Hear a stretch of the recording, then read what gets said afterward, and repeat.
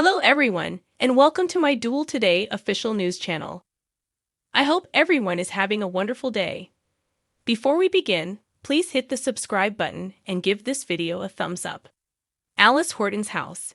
Chad and Julie are awakened by Everett knocking on their door. They learn about Holly's overdose from him.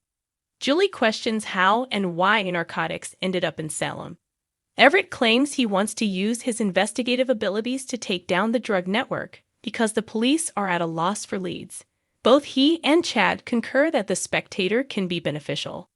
Everett requests access to a $5,000 petty cash stash in order to appease certain people. After giving Everett the money, Chad leaves. Julie is concerned about potential danger to the reporter. Chad claims to be self-sufficient and to have worked as an investigator in Beirut. Though Julie is aware, she can't help but wonder what Everett's presence means to Stephanie and Chad. He asserts that everything is superseded by what Everett is doing for the spectator and Salem. Julie feels he would make Abigail proud.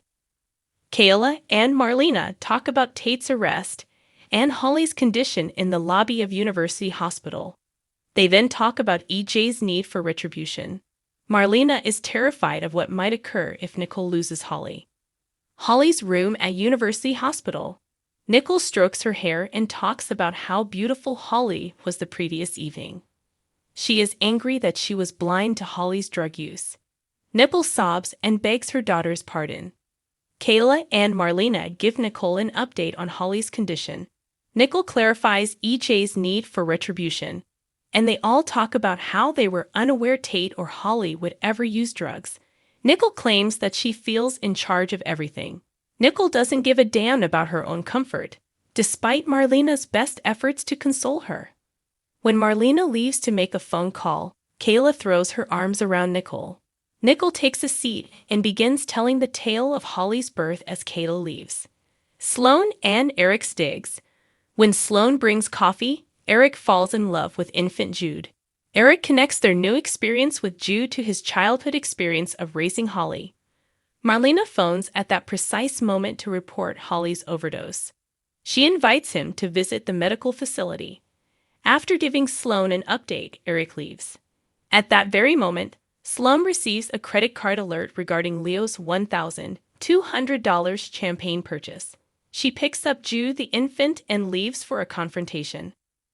EJ shows up at the bistro, back alley, yelling at Stefan and accusing him of being responsible for Holly's misfortune. He believes the current surge in tainted medications is the result of his brother's recent relationship with Ava. Stefan does his best to explain that if anyone is at fault, it's EJ. He tells his brother about how he politely declined his request for assistance in getting rid of Clyde. EJ keeps going down his self-righteous path and looks for a valid excuse not to put his brother in jail. Stefan makes a threat to reveal EJ's past involvement in the drug trade. He continues, stating that they share the same viewpoint, even if his expression suggests otherwise. EJ refuses to take responsibility and claims Stefan should clean up the mess. Stefan tries to communicate how much he hurts, but EJ tells him that his actions will never be forgiven. Everett enters the well-liked alley as the brothers are fighting and asks EJ if he may ask some questions. EJ ignores him and walks out. Stefan tries to brush Everett off when he tries to introduce himself. Everett queries Stefan about his thoughts on the current surge in drug sales. Although Stefan claims he is unaware of the drug trade, he expresses regret for the situation. Stefan adds that Everett is welcome to cite him and expresses his sympathy for Nicole and Holly. Leo's room at the Salem Inn is invaded by Sloan, who confronts him about his lavish spending patterns. Leo claims he was rejoicing about the publication of Lady Whistleblower's piece again.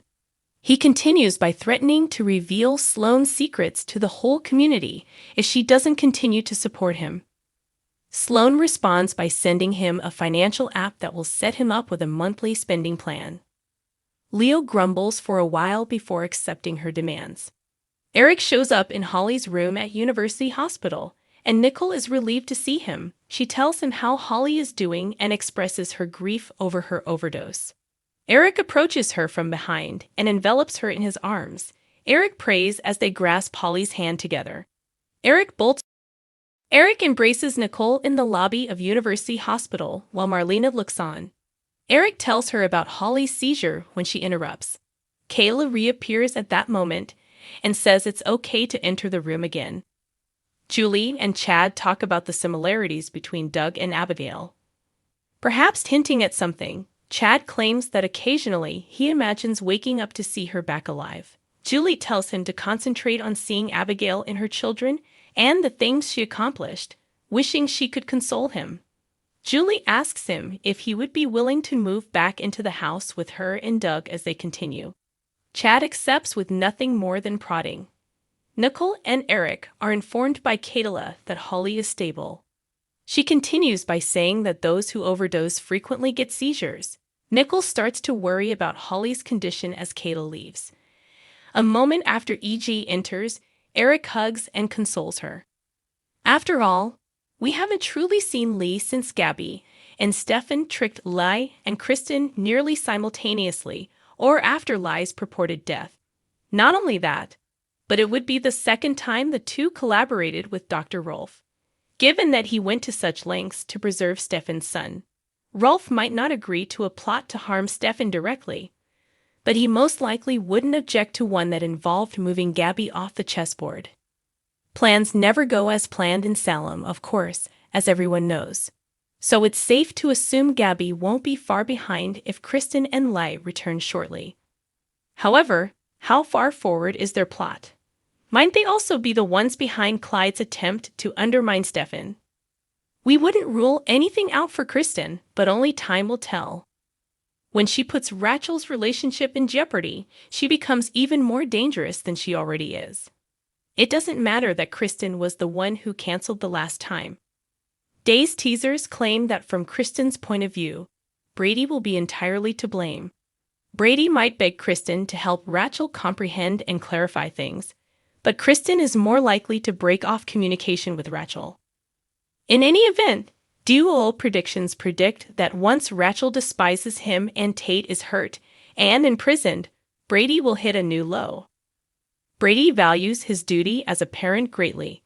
Although he may feel inadequate in many aspects of fatherhood, Brady is most likely to relapse, as we know someone is scheduled to do so during the week of January 15 to 19. Brady will eventually find it all too much to handle, and in an attempt to cope, he might turn back to drugs and alcohol. According to spoilers for Days of Our Lives, Brady might go crazy, so be sure to check back for updates on the terrible news that's approaching. Cody intends to keep in contact with X during a meeting. Cody uncovered that he actually needs to be a piece of his ex's life in spite of their split. Mary, who broke up with him earlier in 2023, is the only one. Thanks for watching. If you like this video, so please don't forget to subscribe my channel and don't miss any updates.